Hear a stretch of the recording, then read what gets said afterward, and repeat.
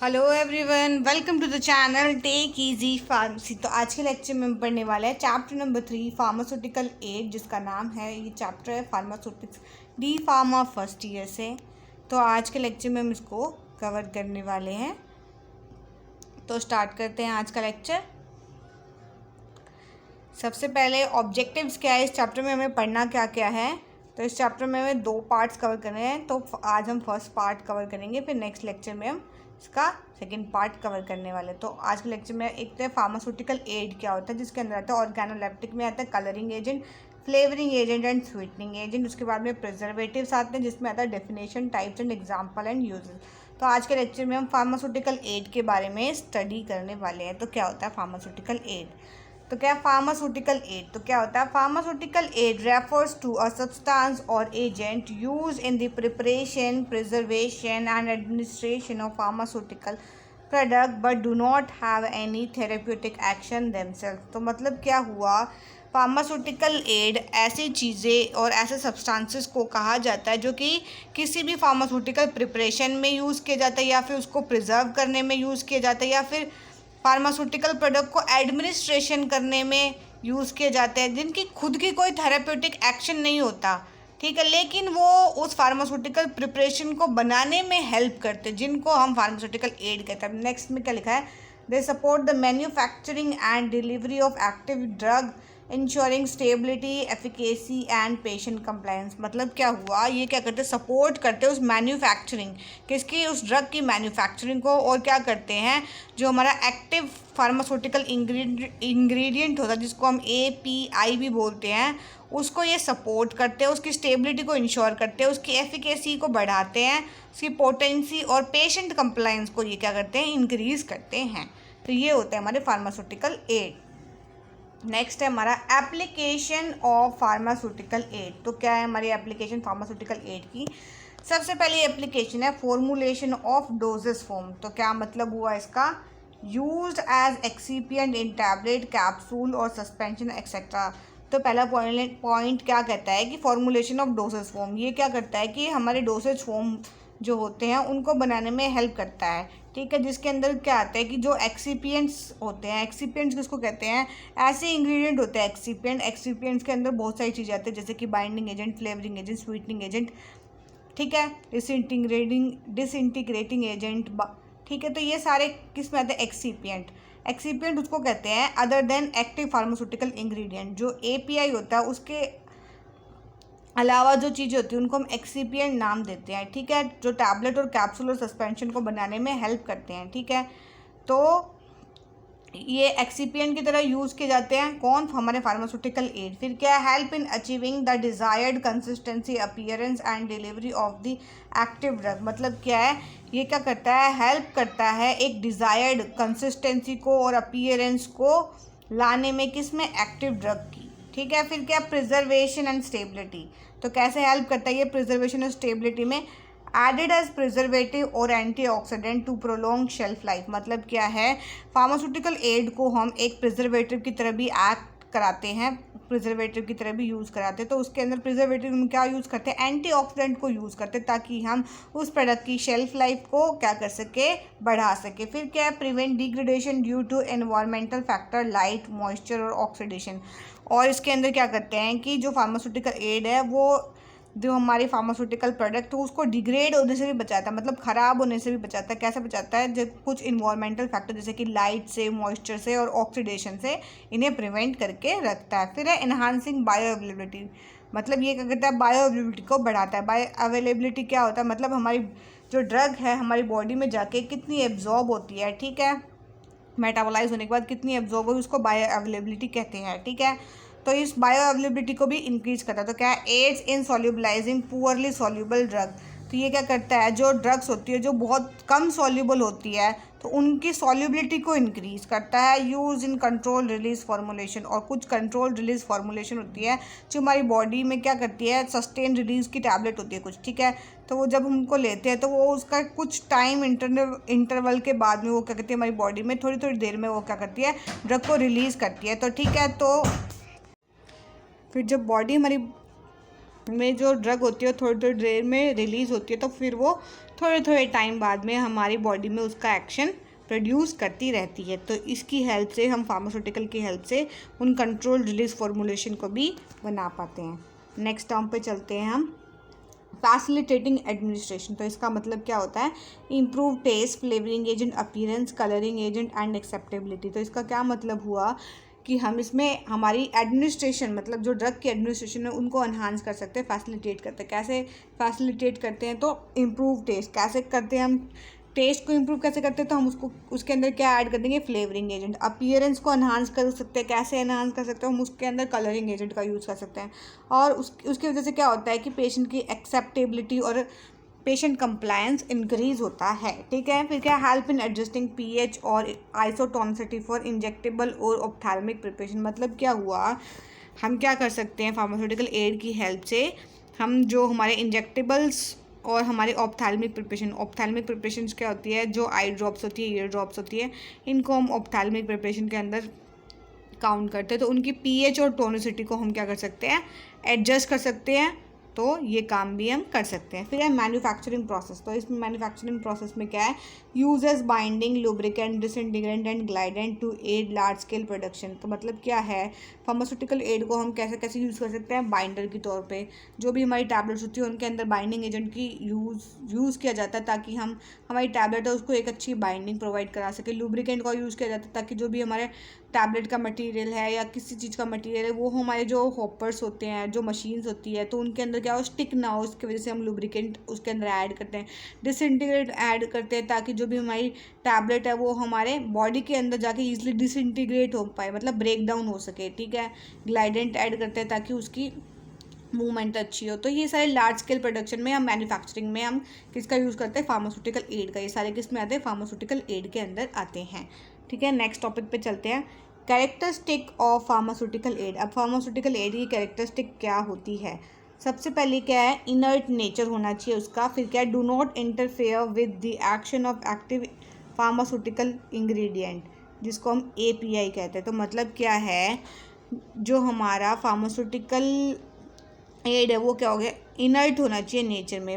वो मतलब हमारी फार्मास्यूटिकल एक्टिव इंग्रेडिएंट के जो उसकी थेरेप्यूटिक वैल्यू है उसको वो अल्टर ना करे, जो उसकी वैल्यू है वो उतनी ही रहे, उसको कोई चेंज ना करे। वो क्या होना चाहिए, उसकी जो वैल्यू है वो इनर्ट होनी चाहिए, वो किसी भी अदर चीज़ के अंदर क्या छेड़छाड़ ना करे। उसका जो एक्शन है, जो हमारे एक्टिव फार्मास्यूटिकल का जो इंग्रेडिएंट का एक्शन है वो उतने का उतना ही रहे। ये इस पॉइंट का मतलब है। फिर स्टेबल होना चाहिए, chemically and physically stable during manufacturing and storage. मतलब वो स्टेबल होना चाहिए जब हम केमिकली और फिजिकली भी, जब हम हमारी प्रिपरेशन बना रहे हैं, मैन्युफैक्चर कर रहे हैं, जब उसको स्टोर करें, दोनों टाइम पे वो क्या होना चाहिए, स्टेबल होना चाहिए। फिर कंपैटिबल भी होना चाहिए, जो भी हम प्रिपरेशन बना रहे हैं उसके साथ वो कंपैटिबल हो। अगर वो कंपैटिबल नहीं होगा तो फिर क्या होगा, इसमें रिएक्शन हो जाएगी, जिसकी वजह से हमारी प्रिपरेशन क्या होगी, वो ख़राब हो सकती है।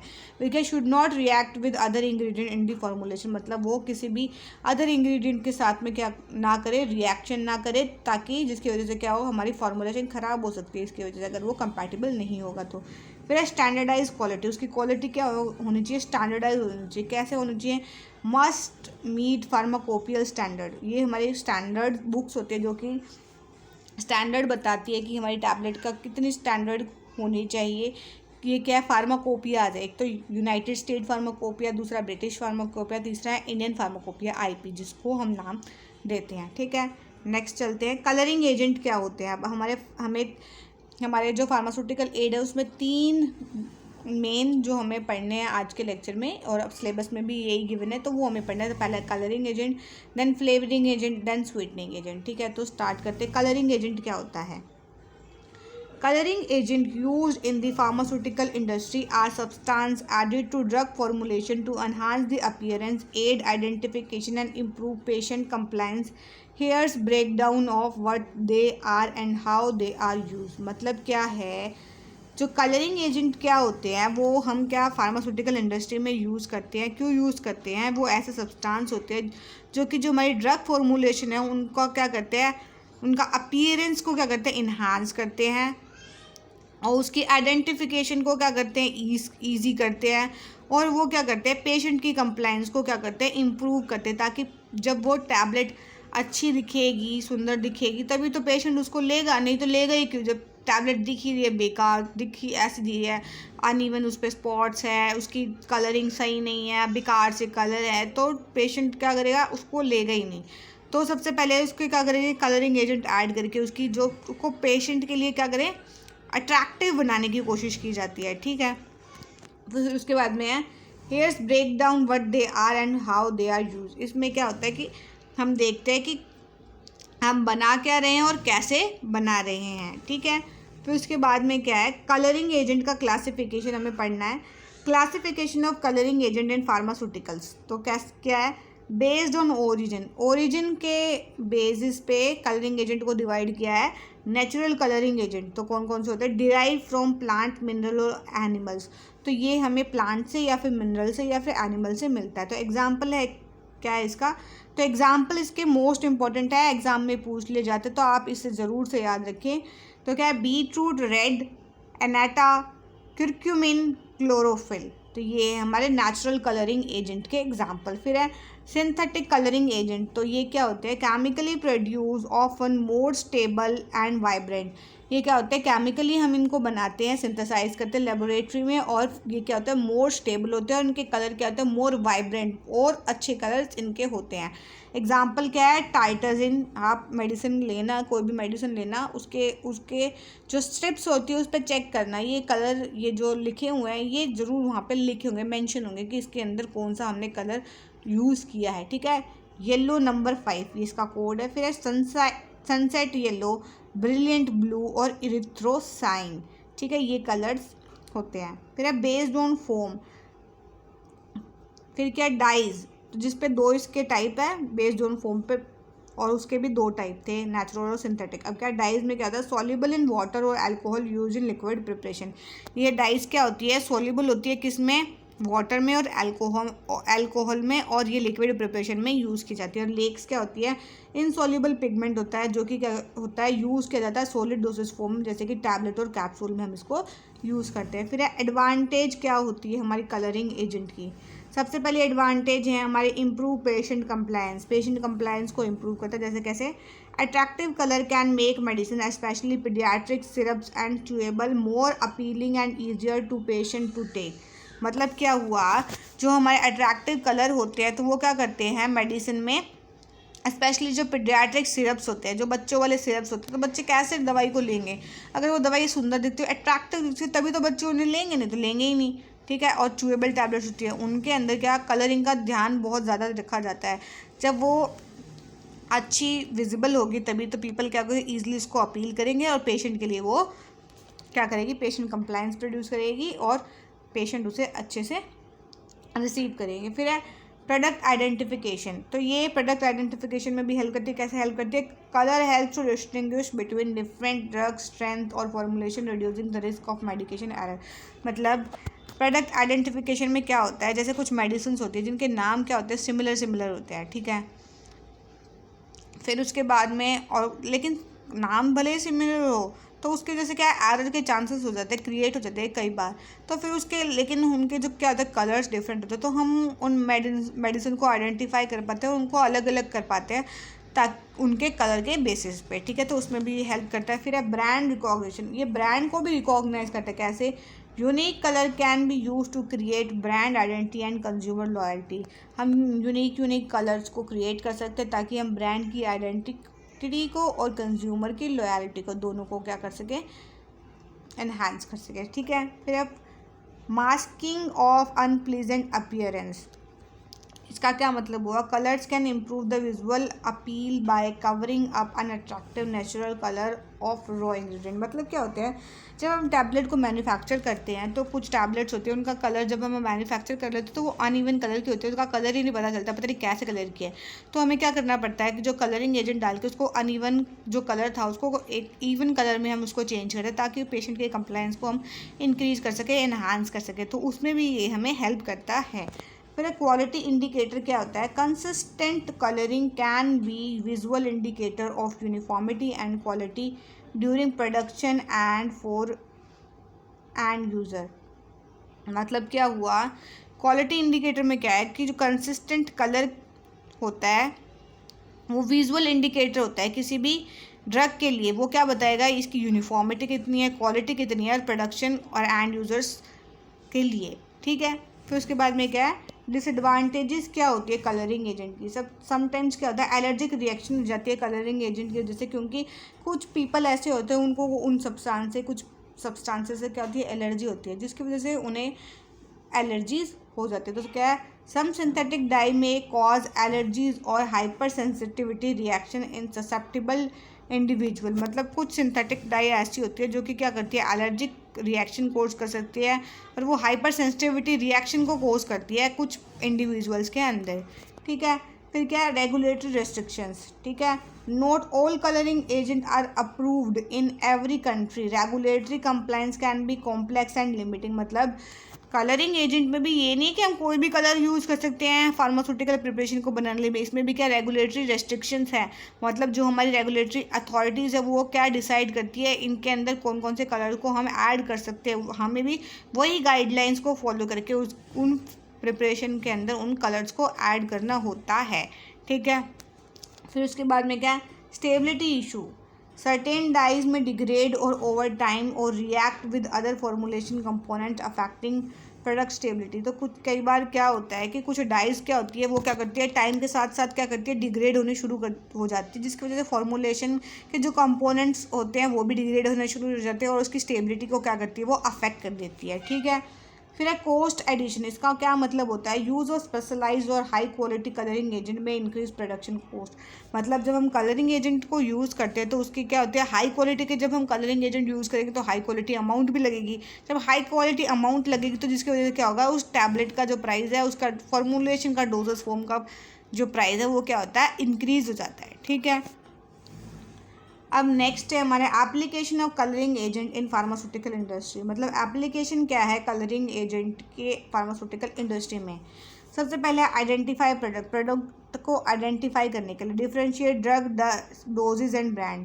तो ये हेल्प करता है ड्रग को डिफरेंशिएट करने में, उसके डोज को और ब्रांड को डिफरेंशिएट करने में। फिर improve patient compliance, patient compliance को इम्प्रूव करने में, make medicine more appealing and recognisable. ये मेडिसिन को और अच्छा विजुअलाइज करने में और अपील करने में पेशेंट के अराउंड, पॉपुलेशन के अराउंड ये हेल्प करता है। फिर है इन्हांस ब्रांडिंग ब्रांडिंग की क्वालिटी, मतलब ब्रांडिंग को भी एनहांस करता है। Establish visual identity and market appeal, market में उस प्रोडक्ट की अपील को बढ़ाता है। फिर है मेक अनप्लेजेंट अपीयरेंस, जो भी अनअट्रैक्टिव कलर्स और वेरिएशंस होते हैं टैबलेट के अंदर उनको ये क्या करता है, छुपाता है और उसको एक इवन कलर प्रोड्यूस करके मोर अट्रैक्टिव शो करता है। फिर एड क्लासिफिकेशन में health care provider distinguish dosage form. मतलब जो हेल्थ केयर प्रोवाइडर्स होते हैं जैसे कि हमारे फार्मासिस्ट होते हैं, नर्सिस होती है, तो उनको ये हेल्प करता है ताकि वो डिफरेंट डोसेज फॉर्म में क्या कर सके, क्लासिफिकेशन कर सके कि ये कौन सी ड्रग है, ये कौन सी ड्रग है on the basis of colour, ठीक है। फिर उसके बाद में नेक्स्ट चलते हैं, हमारे फ्लेवरिंग एजेंट क्या होते हैं। A flavoring agent is a substance added to pharmaceutical formulation to improve their taste and make them more palatable, especially for pediatric and geriatric patients. They help mask unpleasant taste like bitterness or saltiness in drug. तो इसका क्या मतलब हुआ, ये definition में क्या बताती है कि फ्लेवरिंग एजेंट ऐसे सब्सटेंस होते हैं जो कि हम फार्मास्यूटिकल फॉर्मुलेशन में यूज़ करते हैं। क्यों यूज़ करते हैं, ताकि हम इम्प्रूव कर सकें उसका टेस्ट और उसकी पैलेटेबिलिटी को इंक्रीज कर सकें। पैलेटेबिलिटी क्या होता है, सबसे पहले तो पैलेटेबिलिटी मतलब जो हमारे माउथ के का जो माउथ और टंग के बीच का ये रीज़न है, इसको हम कहते हैं पैलेट, जो ठीक है। तो इस पैलेट पे टंग के ऊपर जब हम टैबलेट को रखेंगे तभी तो रख पाएंगे जब उसका टेस्ट थोड़ा सा तो अनोइंग ना हो, थोड़ा सा तो ठीक हो, जब तो हम उस टैबलेट को रख पाएंगे। जब रख ही नहीं पाएंगे तो टैबलेट को लेंगे कैसे, ठीक है। तो उसकी पैलेटेबिलिटी को इंक्रीज़ करने के लिए हम फ्लेवरिंग एजेंट का यूज़ करते हैं ताकि जो पेशेंट है उसको ईजिली ले पाए, ठीक है। तो हम फ्लेवरिंग एजेंट का यूज़ जनरली किस में करते हैं, पीडियाट्रिक मतलब जो बच्चों की जो फॉर्मुलेशन हम बनाते हैं उसमें यूज़ करते हैं। गीरियाट्रिक पॉपुलेशन में मतलब जो हम एल्डरली पीपल, जो बूढ़े लोग होते हैं उनके लिए जो प्रिपरेशन बनाते हैं उनके अंदर हम फ्लेवरिंग एजेंट का इस्तेमाल ज़्यादा से ज़्यादा करते हैं। फिर क्या है, तो ये क्या हेल्प करता है ताकि वो अनप्लीजेंट टेस्ट, किसी भी ड्रग का अनप्लीजेंट टेस्ट है जाकि वो बहुत बिटर है या फिर बहुत सॉल्टी है, तो उसके टेस्ट को वो क्या करता है, उसके टेस्ट को क्या करता है, मास्क करता है और उसके टेस्ट को उसके बाद में इन्हांस करने की कोशिश करता है। ठीक है, नेक्स्ट पे चलते हैं हम। क्लासिफिकेशन ऑफ फ्लेवरिंग एजेंट क्या है हमारा। Flavouring agent extracted from natural sources like fruit, spices और हर्ब्स। जो फ्लेवरिंग एजेंट जिसको हम नेचुरल सोर्सेज से एक्सट्रैक्ट करते हैं जैसे कि फ्रूट, स्पाइसेस और हर्ब्स, उसके एग्जांपल क्या है, vanilla, peppermint oil, lemon oil और ऑरेंज ऑयल। ठीक है, फिर है आर्टिफिशियल, ये तो हो गए नेचुरल के एग्जांपल। अब आर्टिफिशियल और सिंथेटिक फ्लेवरिंग एजेंट कौन से होते हैं। सबसे पहले तो ये केमिकली सिंथेसाइज किए जाते हैं ताकि वो मिमिक कर सके नेचुरल फ्लेवर्स को। ठीक है, मतलब ये नेचुरल फ्लेवर्स होते हैं उनके टेस्ट को मिमिक करते हैं, मतलब कॉपी करते हैं। ठीक है, मिमिक मतलब कॉपी करना। फिर एग्जांपल क्या है, इथाइल वेनिलिन, फिर है benzaldehyde, cherry flavour, methyl सैलिस साइक्लेट, winter green flavour. ठीक है, ये कुछ फ्लेवर्स के नाम हैं। फिर उसके बाद में है flavouring based on taste masking, मतलब टेस्ट मास्किंग, जब हम किसी भी टैबलेट को टेस्ट के हिसाब से फ्लेवरिंग एजेंट डाल रहे हैं तो कैसे। स्वीट फ्लेवर्स ऐड कर सकते हैं हम उसमें, जैसे कि उसमें एग्जांपल हमारे सुक्रोज, सैकरीन, एस्पार्टिम। सॉल्टी फ्लेवर्स के लिए हम ऐड कर सकते हैं बटर, चीज़, टोमेटो। बिटर फ्लेवर के हम ऐड कर सकते हैं चॉकलेट, मिंट, चेरी। सोर फ्लेवर के लिए हम ऐड करते हैं सिट्रस, लेमन, रास्पबेरी। और बेस्ड ऑन फॉर्मुलेशन के हिसाब से हम कौन से उसके अंदर फ्लेवरिंग एजेंट डालते हैं। तो एक्वस प्रिपरेशन में हम डालते हैं वाटर सॉल्युबल फ्लेवर्स और नॉन एक्वस प्रिपरेशन में हम डालते हैं अल्कोहल और ऑयल सॉल्युबल फ्लेवर्स। ठीक है, ये तो हो गए क्लासिफिकेशन की बात। अब एडवांटेज क्या है फ्लेवरिंग एजेंट की, हम एडवांटेज यूज़ ही क्यों कर रहे हैं। इम्प्रूव पेशेंट कंप्लायंस, पेशेंट की कंप्लायंस को इम्प्रूव करने के लिए स्पेशली इन चिल्ड्रन और एल्डरली। किसमें, चिल्ड्रन में और एल्डरली पीपल में। ठीक है, हम स्पेशली इनको यूज़ करते हैं। Help in masking unpleasant taste और ऑर्डर और एक्टिव इंग्रेडिएंट, मतलब हम इसमें हेल्प करता है ये अनप्लीजेंट टेस्ट को मास्क करने में और उसकी ऑर्डर, जो उसकी अनप्लीजेंट ऑर्डर है इसकी एक्टिव इंग्रेडिएंट की, उसको भी मास्क करने में हेल्प करता है। Enhance the overall sensory experience of the medication, और जो मेडिसिन होती है जब हम उनको सूंघते हैं तो उसमें अजीब सी स्मेल आती है, उसको भी ये काफ़ी हद तक क्या करता है, कम करने की कोशिश करता है। ठीक है, फिर है can differentiate product in terms of brand identity, और इसमें भी जो हमारे ब्रांड है उनके अंदर भी ये डिफरेंट रिकॉग्निशन बनाता है। ठीक है, और अपने जो ब्रांड का प्रोडक्ट है उसकी एक आइडेंटिटी को क्रिएट करने में भी हेल्प करता है। फिर डिसएडवांटेजेस क्या हैं। सबसे पहले एलर्जिक रिएक्शन हो सकती है। कुछ फ्लेवरिंग एजेंट ऐसे होते हैं जैसे कि नेचुरल वंस होते हैं जो कि एलर्जिक रिएक्शन कोज कर देते हैं कुछ सेंसिटिव इंडिविजुअल में, जो कि उनसे सेंसिटिव हो, उन ड्रग से सेंसिटिव हो, तो उनके अंदर कुछ एलर्जिक रिएक्शन हमें देखने को मिलती है। फिर स्टेबिलिटी इशू, स्टेबिलिटी में क्या होता है, फ्लेवरिंग एजेंट में डिग्रेड ओवर टाइम और react with active pharmaceutical ingredient affecting the drug stability. मतलब क्या है, जो फ्लेवरिंग एजेंट होते हैं वो समय के साथ साथ क्या होते हैं, डिग्रेड होना शुरू करते हैं, जिसकी वजह से क्या होता है कि वो एक्टिव फार्मास्यूटिकल इंग्रेडिएंट की और स्टेबिलिटी को, ड्रग की स्टेबिलिटी को क्या करते हैं, रिड्यूस करते हैं और अफेक्ट करते हैं। फिर taste masking limitation, not all bitter unpleasant taste can be fully mask by flavour agent.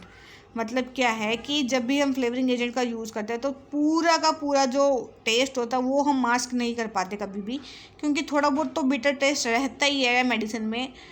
तो हम कुछ हद तक क्या करते हैं उसके अंदर उसके टेस्ट को सही कर पाते हैं। फिर क्या है एडेड कॉस्ट, जब हम उसके अंदर फ्लेवरिंग एजेंट डालेंगे तो ऑब्वियसली उसकी जो कॉस्ट क्या होगी, इंक्रीज़ हो जाएगी। फिर रेगुलेटरी चैलेंजेस में क्या होता है, some flavouring agents may not be approved in all region for all age group और कॉम्प्लिकेटिंग ग्लोबल फॉर्मुलेशन। मतलब क्या है कि अब कुछ सारे फ्लेवरिंग एजेंट भी हम यूज़ नहीं कर सकते, कुछ कैसे कुछ तो फ्लेवरिंग एजेंट है वो कुछ रीजन्स में अप्रूव नहीं होते, कुछ एज ग्रुप में अप्रूव नहीं होते और कुछ कॉम्प्लिकेटेड ग्लोबल फॉर्मुलेशन में वो अप्रूव ही नहीं होते। ठीक है, सारे हम अब ये भी एक क्या इसकी डिसएडवांटेजेस है। माइक्रोबियल ग्रोथ, सब natural flavours can promote microbial growth if not properly preserve. अब क्या है इसमें के अंदर माइक्रोबियल ग्रोथ भी बहुत जल्दी से हो जाती है, तो कुछ जो हमारे फॉर्मुलेशन होते हैं जिनको हम अच्छे से प्रिजर्व करके नहीं रखते हैं तो इन फ्लेवर्स के अंदर क्या होती है, माइक्रोबियल ग्रोथ भी बहुत जल्दी से होती है। फिर नेक्स्ट है हमारा application of flavouring agent in the pharmaceutical industry. तो क्या मतलब हुआ, paediatric formulation to improve the palatability of syrup, suspension and chewable tablets for children। मतलब क्या है, पीडियाट्रिक फॉर्मुलेशन में हम यूज़ करते हैं, जो बच्चों के लिए हम फॉर्मुलेशन बनाते हैं उनके अंदर हम इसको इस्तेमाल करते हैं। तो क्या है, ये क्या करता है, इम्प्रूव करता है सिरप्स की पैलेटेबिलिटी, ताकि बच्चे उनको ईजिली ले सके। और चूएबल टैबलेट्स जो आती है बच्चों की, उसमें भी हम इसको इस्तेमाल करते हैं। फिर ओरल मेडिकेशन में यूज़ किया जाता है, जैसे कि use lozenges, tablet and mouth dissolving strip to mask unpleasant taste. जो लॉजेंजेस आती है, जो गले में हमारा दर्द होता है, कभी सोर थ्रोट होता है, जो जिसमें ये मेडिसिन यूज़ की जाती है लॉजेंजेस, इनको बनाने में भी। और माउथ डिजॉल्विंग स्ट्रिप जो आती है, उनके अनप्लेजेंट टेस्ट को मास्क करने के लिए यूज़ करते हैं। Geriatric formulation to enhance compliance among elderly patient who may have taste sensitivity। और जो geriatric population होती है geriatric में, तो क्या होती है, उनके टेस्ट बर्ड क्या होते हैं, वो सेंसिटिव होते हैं। तो उनके पेशेंट कंप्लाइंस को इंक्रीज़ करने के लिए हम फ्लेवर्स को यूज़ करते हैं। Over the counter OTC product common in antacid, cough syrups and vitamin to make the more consumer friendly. कुछ ऐसी OTC ड्रग आती है जैसे कि एंटासिड और कफ सिरप्स और वाइटामिन की गोली आती है, तो वो ओवर द काउंटर होती है। ओवर द काउंटर मतलब हम उनको बिना प्रिस्क्रिप्शन के भी खरीद सकते हैं। तो उनको और यूज़र फ्रेंडली और कंज्यूमर फ्रेंडली बनाने के लिए हम फ्लेवर्स का यूज़ करते हैं। न्यूट्रास्यूटिकल एंड सप्लीमेंट्स के अंदर हम यूज़ करते हैं use to improve flavour profile of protein powder, gummies and health drink. मतलब जो हमारे प्रोटीन पाउडर्स होते हैं, गमीज़ होती है, हेल्थ ड्रिंक्स होती है, उनके अंदर फ्लेवर्स को ऐड करके क्या करते हैं, उनकी परफॉर्मेंस को, उनके टेस्ट को हम इन्हांस कर सकते हैं। ठीक है, नेक्स्ट और लास्ट है आज के लेक्चर का हमारा, स्वीटनिंग एजेंट क्या होता है। तो स्वीटनिंग एजेंट क्या होता है, sweetening agent are the substance used to impart a sweet taste to pharmaceutical formulation. They help mask the bitterness or unpleasant taste of active pharmaceutical ingredient APIs, making medication more palatable especially for children and elderly patient। मतलब क्या है, जो sweetening agent को हम क्यों use करते हैं कि वो क्या करते हैं, एक स्वीट टेस्ट को इम्पार्ट करते हैं हमारे फार्मास्यूटिकल फॉर्मुलेशन में। और ये क्या करते हैं, जितना भी बिटर टेस्ट और अनप्लीजेंट टेस्ट होता है हमारे एक्टिव फार्मास्यूटिकल इंग्रेडिएंट का, जब हम मेडिसिन को बनाते हैं तो उसको ये मास्क कर सके और उस टैबलेट को मोर पैलेटेबल बना सके। और ये मोस्टली किस में इस्तेमाल होती है, चिल्ड्रन में और एल्डरली पेशेंट्स में। ठीक है, तो नेक्स्ट है हमारा classification of sweetening agent. Sweetening agent can be broadly classified into natural and artificial sweetener। मतलब क्या हुआ, स्वीटनिंग एजेंट को हम दो ब्रॉडली कैटेगरीज में डिवाइड करते हैं, एक है नेचुरल, दूसरा है आर्टिफिशियल स्वीटनर। तो सबसे पहले नेचुरल स्वीटनर्स क्या होते हैं, derive from natural sources such as plant and fruits.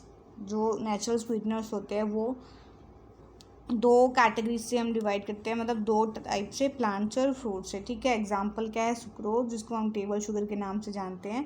तो ये एग्ज़ाम में क्वेश्चन में पूछा जा सकता है कि टेबल शुगर किसे कहते हैं, तो वो है सुक्रोज। ठीक है, फिर है फ्रक्टोज, ग्लूकोज, सॉर्बिटल और मैनिटोल। ये सारे एग्जाम्पल हैं हमारे नेचुरल स्वीटनर्स के। फिर है देन आर्टिफिशियल सिंथेटिक स्वीटनर्स। तो ये क्या होते हैं, chemically synthesise and often much sweeter than sucrose. मतलब क्या हुआ कि जो आर्टिफिशियल सिंथेटिक स्वीटनर्स होते हैं वो क्या होते हैं, केमिकली सिंथेसाइज होते हैं हमारी लेबोरेटरीज़ में, और वो क्या होते हैं, बहुत ज़्यादा स्वीट होते हैं एज़ कम्पेरिजन टू सुक्रोज। इनके एग्जाम्पल क्या है, सेकेरीन, एस्पार्टेम, एसल्फ्लेम सोडियम, सुक्रालोज और साइक्लामेट। तो ये हमारे एग्जाम्पल्स है किसके, आर्टिफिशियल सिंथेटिक स्वीटनर्स के। ये दो टाइप्स थे, हमने डिस्कस कर ली हैं। तो नेक्स्ट है हमारे एडवांटेजेस ऑफ स्वीटनिंग एजेंट्स। तो ये क्या होती है, improve patient compliance by enhancing taste. Patient compliance को एनहांस करती है, कैसे एनहांस करती है, ये टेस्ट को एनहांस करती है, जिसकी वजह से जो पेशेंट की एक्सेप्टेबिलिटी होती है उस ड्रग को लेने की, टेबलेट को लेने की, डोसेज फॉर्म को लेने की, वो क्या होती है, इंक्रीज हो जाती है। मास्क बीटर और metallic taste of certain drug. कुछ ड्रग्स होती है उनका जो बीटर टेस्ट और मेटालिक टेस्ट होता है उसको मास्क करने में हेल्प करता है। Some artificial sweeteners are non caloric suitable for diabetic patient. और कुछ आर्टिफिशियल स्वीटनर्स क्या होती है जिसके अंदर कैलोरीज नहीं पाई जाती है, तो वो डायबिटिक पेशेंट्स के लिए भी हेल्पफुल रहती है। सम स्वीटनर्स, कुछ स्वीटनर जैसे कि sorbitol, xylitol have humectant property useful in oral formulation. जो कुछ स्वीटनर्स होते हैं जैसे कि सॉर्बिटोल और जाइटिलॉल, वो उनकी प्रॉपर्टीज़ करती है, हिमेक्टेंट प्रॉपर्टी होती है, जो कि ओरल फॉर्मुलेशंस के अंदर भी यूज़ किए जाते हैं। अब क्या डिसएडवांटेजेस क्या होती है हमारी स्वीटनिंग एजेंट्स की, Natural sweeteners may contribute to calorie intake but ideal for diabetic or calorie conscious patient. मतलब क्या, जो नेचुरल स्वीटनर्स होते हैं उनके अंदर क्या होती है, कैलोरी इनटेक ज़्यादा होता है, ठीक है, और वो डायबिटिक पेशेंट्स के लिए और कैलोरी कॉन्शियस पेशेंट के लिए हेल्पफुल नहीं होते हैं, ठीक है। सम आर्टिफिशियल स्वीटनर्स में कॉज एलर्जिक रिएक्शन और डाइजेस्टिव इशू। और कुछ आर्टिफिशियल स्वीटनर्स क्या होते हैं, पेशेंट को एलर्जी कॉज कर सकते हैं और डाइजेस्टिव इशू भी क्रिएट कर सकते हैं। नेक्स्ट है excessive intake of sugar alcohol like sorbitol may lead to laxative effect. मतलब कुछ जब हम एक्सेस में शुगर एल्कोहल जैसे कि सॉर्बिटल को ले लेंगे तो क्या होगा, हमारी बॉडी में लेग्जेटिव इफेक्ट्स को प्रोड्यूस करना शुरू कर देगा, ठीक है। फिर है stability issue in some formulation, example aspartame is heat sensitive. और कुछ स्टेबिलिटी इश्यूज भी रहते हैं इन स्वीटनिंग एजेंट में, जैसे कि एग्जांपल है जो एस्पार्टिम है वो हीट सेंसिटिव होता है। जब टेम्परेचर इंक्रीज होता है तो वो क्या करता है, डिग्रेड होना शुरू हो जाता है, ठीक है, जिसकी वजह से फॉर्मुलेशन ख़राब होना शुरू हो जाती है, ठीक है, ये भी एक डिसएडवांटेज है। फिर एप्लीकेशन इन फार्मास्यूटिकल इंडस्ट्री। अब एप्लीकेशन क्या है हमारे स्वीटनिंग एजेंट की फार्मास्यूटिकल इंडस्ट्री में। Sweetening agents are widely used in, कहाँ हम स्वीटनिंग एजेंट का इस्तेमाल करते हैं, सबसे पहले ओरल लिक्विड प्रिपरेशन में यूज़ करते हैं, सिरप्स को बनाने में, सस्पेंशन को बनाने में और एलिक्सर्स को बनाने में हम स्वीटनिंग एजेंट का यूज़ करते हैं। च्यूएबल टैबलेट्स बनाने में, च्यूएबल टैबलेट्स की पैलेटेबिलिटी को इंक्रीज़ करने में हम किसका यूज़ करते हैं, स्वीटनिंग एजेंट का। लोजेंजेस जो सोर थ्रोट के लिए जो टैबलेट्स यूज़ की जाती है उनको बनाने में। डिस्पर्जिबल टैबलेट, ये ऐसी टैबलेट होती है जिनको हम क्या करते हैं, वाटर के अंदर सबसे पहले क्या करते हैं, डिजोल्व करते हैं, उसके बाद में लेते हैं। एफरवेसेंट टैबलेट ऐसी टैबलेट होती है जब हम इनको ये क्या करती है, फोम क्रिएट करती है, जब हम इसको डिजोल्व करते हैं वाटर के अंदर, ठीक है, तो ये क्या करती है, रिलीज करती है कार्बन डाइऑक्साइड गैस को, ठीक है, जिसमें अंदर गैसेस बबल्स शो होते हैं, एफरवेसेंट जिनको हम कहते हैं। जैसे कि हम इनो वगैरह लेते हैं, जब हम उसको डिजोल्व करते हैं पानी के अंदर, जो इफरवेसेंट्स बनती है ना, उसको हम कहते हैं इफरवेसेंट टैबलेट, ठीक है। फिर पीडियाट्रिक और ग्रियाट्रिक फॉर्मुलेशंस में इस्तेमाल करते हैं स्वीटनिंग एजेंट का, जो भी हमारे एल्डरली पेशेंट्स की प्रिपरेशंस होती है और बच्चों की जो प्रिपरेशंस होती है उसके अंदर हम स्वीटनिंग एजेंट का इस्तेमाल क्या करते हैं, ज़्यादातर करते हैं। तो ये था लेक्चर। आज के लेक्चर में हमने क्या क्या पढ़ा, फार्मास्यूटिकल एड क्या होता है, उसकी कैरेक्टरिस्टिक और उसके बाद में एप्लीकेशंस पढ़ी। फिर उसके बाद में हमने जो हमारे ऑर्गेनोलेप्टिक कैरेक्टर्स थे फार्मास्यूटिकल एड में जो हमें पढ़ने थे, colouring agent, flavouring agent and sweetening agent, ये 3 पॉइंट्स हमने कवर किए। नेक्स्ट लेक्चर में हम पढ़ने वाले हैं जो हमारा टॉपिक बचा हुआ है प्रिजर्वेटिव्स, तो उसके बारे में हम नेक्स्ट लेक्चर में कवर करेंगे। आज के लेक्चर में इतना कंटेंट था जो कि कवर हो चुका है। तो अगर आपको कुछ चीज़ नहीं समझ में आई हो, कोई क्वेरी हो, तो प्लीज़ कमेंट सेक्शन में ज़रूर से कमेंट कीजिएगा, हम आपकी क्वेरी सॉल्व करने की कोशिश करेंगे। अगर आज का लेक्चर अच्छा लगा तो please like, share and subscribe ज़रूर कीजिएगा और बेल आइकन को ज़रूर से प्रेस कीजिएगा ताकि आपको हमारी वीडियोस की नोटिफिकेशन टाइम टू टाइम मिलती रहे। कोई सजेशन हो तो प्लीज़ वो भी कमेंट सेक्शन में आप कमेंट कर सकते हैं। And thanks for watching.